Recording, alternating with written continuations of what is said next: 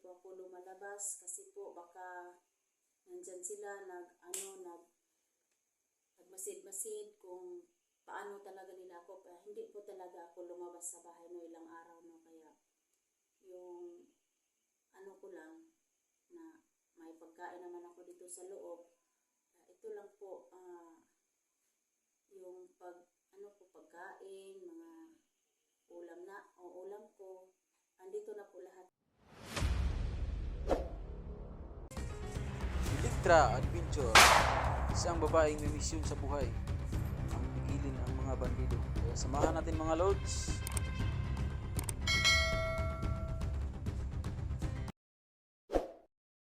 Sa loob ng bahay no, kaya hindi po ako lalabas ng bahay kung may mga tao dyan kasi po hindi ko alam, baka na bait-baitan lang, pero hindi po ako masyadong magkampante na labas sa bahay kasi po baka may po no na may mga masamang tao. Kaya dito lang ako sa loob ng bahay para safety po yung kalagayan ko. Ito po yung namin, po na mailigtas lang ako no. Yun ang pinag-pray ko po sa Panginoon na walang mangyari sa akin na mamamatay na ako kasi po yung hindi ko po kayang iwan yung team hunters no na ganito yung ganyan yung kalagayan ko na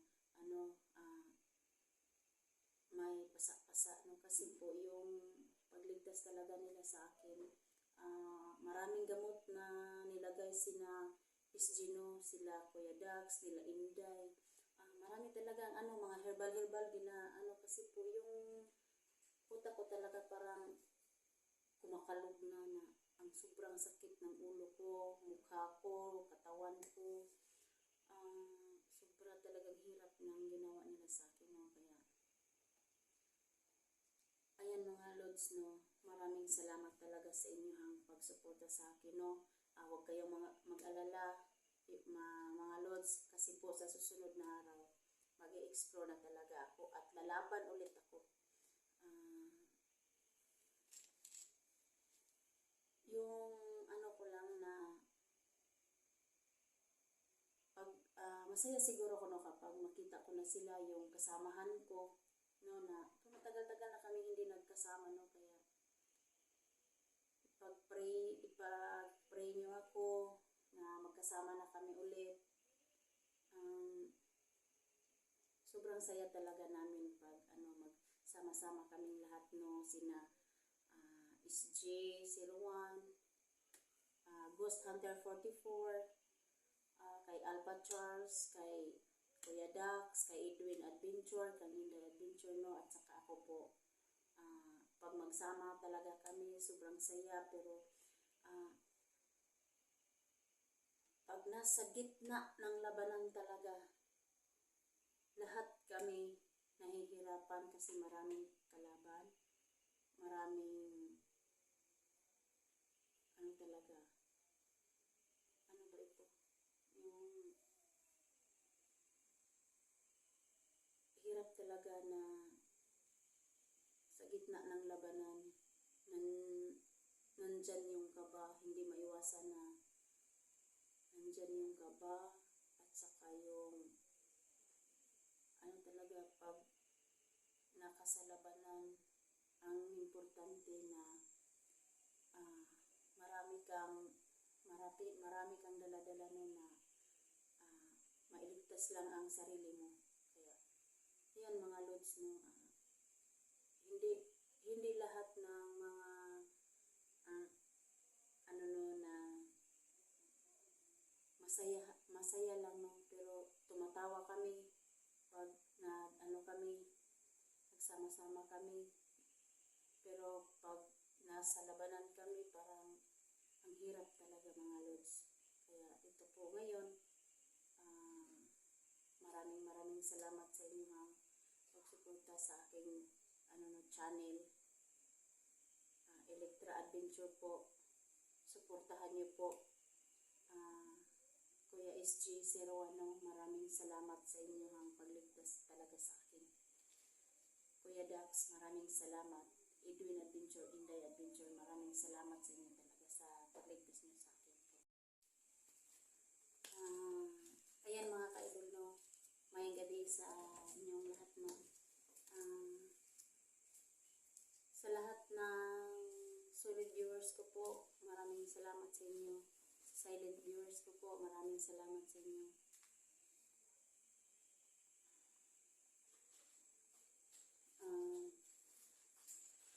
Hindi po ako magsawang magpasalamat sa inyo mga lods, no.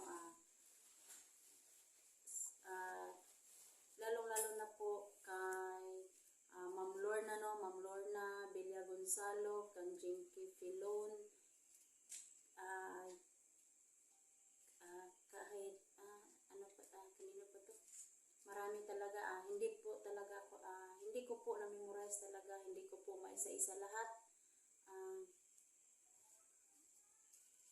kasi po marami talaga yung nag-pray sa akin, no, na mailigtas ako, no. Sa lahat ng nag-pray sa akin, sa lahat ng tumulong sa akin, maraming salamat po sa lahat ng mga pag-pray ninyo sa akin, no, na mailigtas lang ako. Lalong-lalo na po kay SG01, Ghost Hunter 44, Alpha Charles, Edwin Adventure, Kuya Dax, Inday Adventure, salamat sa inyong pagligtas po talaga sa akin, no. Kung hindi kayo dumating, paano na yung buhay ko? Hawak ko ni Cesar noong araw na nailigtas po ako niyo. Maraming salamat talaga sa inyo, SG, no. Sana magkasama na tayo sa susunod na araw. Mga Lods, no, sana po ipag-pray niyo po ako na makabalik na po ako sa pag-explore ko sa susunod na araw. Kasi po, yung nasa isip ko po, lalaban po ako ulit. Maghiganti po ako sa lahat ng labanan, sa lahat ng nagpahirap sa aking buhay noong nasa kamay po ako ni Cesar. Huwag kayong masyadong magmamasaya sa buhay niyo kasi po, pag mag-explore na po ako ulit, huwag kayong magmasaya sa buhay niyo. Kasi po ako, lalaban po talaga ko. Kung ano yung ginawa niyo sa akin, ibabalik ko talaga sa inyo yung ginawa niyo sa akin. Lalaban po ulit ako sa susunod na araw, pag-explore ko po. SG01, may sinend po ako sa inyo na lugar kung saan yung bahay ko, pero pag pumunta kayo sa akin, huwag kayong padalos-dalos, tumitingin kayo sa dinadaanan nyo, sa paligid nyo, sa kiliran nyo. Baka may mga masamang tao, may mga bandido sa makasunod sa inyo, no. Kasi po, yung bahay ko sarado lahat, kasi hindi po talaga ako lumalabas ng bahay, no. Kasi po hindi po ako masyadong magkampante, kasi po baka may makakita sa akin, no. Yung sa susunod na araw po, baka makasama ko na sina SG, no. Pag-explore ko, sana wala nang hiwalayan ng team, no. Kasi po sa pag-explore lahat ng namin, sasabak po kami sa labanan. Hindi po talaga kami magkasama-sama yung isang daan lang, no. Kasi po pag may dadaan dito, dadaan doon, kasi po lahat ng dinadaanan namin, i-clear namin kung wala nang mga bandido no, na makalabas kami kung saan kami lalabas, saan kami papunta, i-clear namin yung daanan namin. May mauna sa amin na pagdaan namin na wala talagang mangyari sa amin sa paglabas ng bundok na yan. No? Kasi po yung bundok na Isla Tagdodo, marami talagang mga tauhan sina Boss Jojo no, at saka ni Cesar na kumakalat doon. Kasi yung nadakip nila ako sa Isla Tagdodo po talaga na nadakip po nila ako.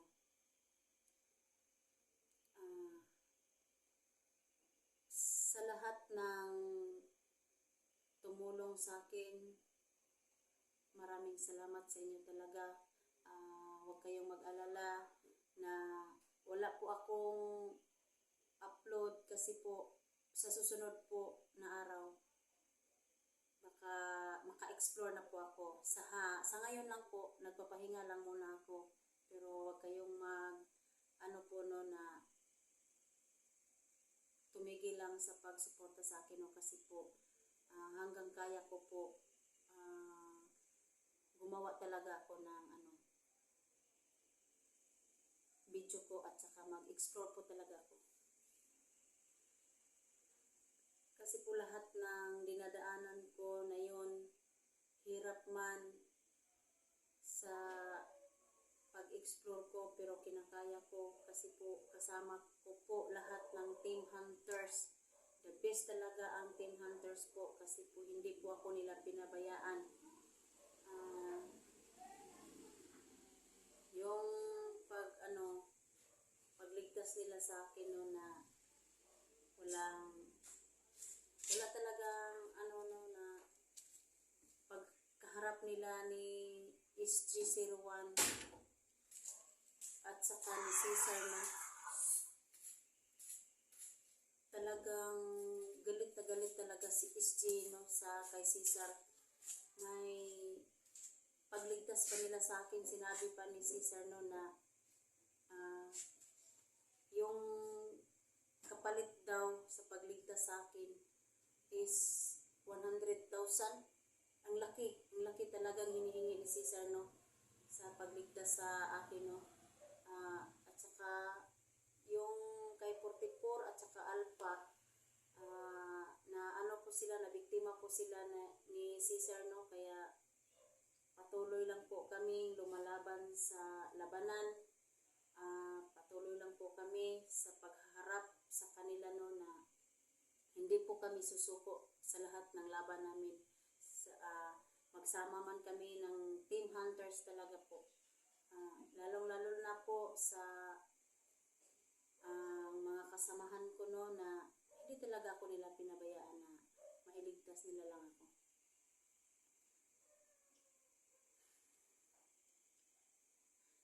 Yung araw na yun, nahirapan talaga ako na paano ako tumatakas. Nag-iisip ako pero maraming bantay, maraming nakapaligid. Hindi man ako makagalaw. Tinalian pa ako. Paano ako, nag-iisip ako kung paano ako makaligtas na. Kaya sobrang hirap talaga ng buhay ko noon na nasa kamay ni Cesar ng kalagayan ko no. Kaya yung pagharap-harap na nila ni SG, sobrang galit niya. Akala ko magpatayan na sila pero malaking kapalit naman yung pagligtas nila no sa akin no na makuha lang ako sa team no na Team Hunters na nila SG no. Mabuti na lang po si SG, malakas talaga yung loob niya na lumaban sa mga tauhan ni Cesar no. Sila lahat talaga, sila Edwin Adventures, Kuya Dax no, sobrang galit talaga ni Kuya Dax noon na nadinig ko kasi yung galit niya. Yung mga kasamahan ko po, sobrang nadinig ko talaga yung mga boses nila kung paano talaga lalaban sila kay Cesar, no?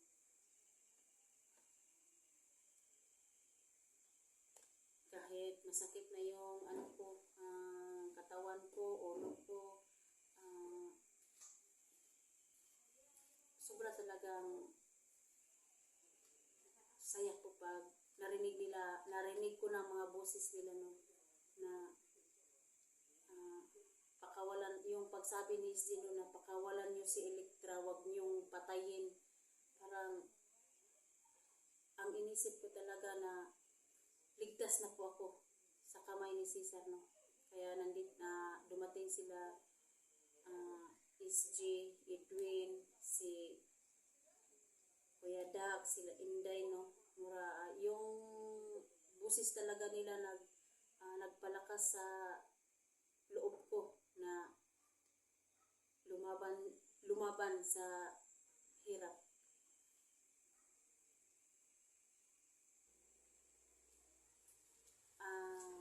Yan mga lods, no. Lahat ng nagpe-pray sa akin, maraming salamat po.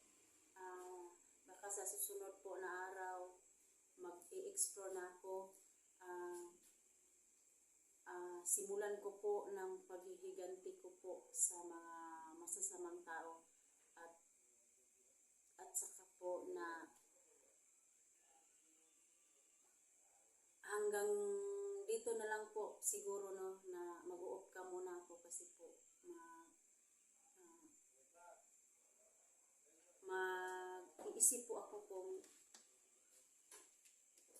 ano talaga yung gagawin ko na maghahanda po ako sa mga gamit ko sa pag-explore ko po talaga sa susunod na araw. Kaya hanggang dito na lang po, mag-off cam lang muna ako kasi po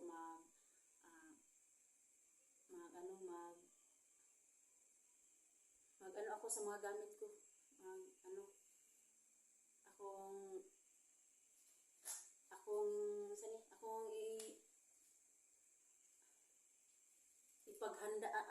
Handaan ko yung mga gamit ko na malagay ko sa loob ng bag ko.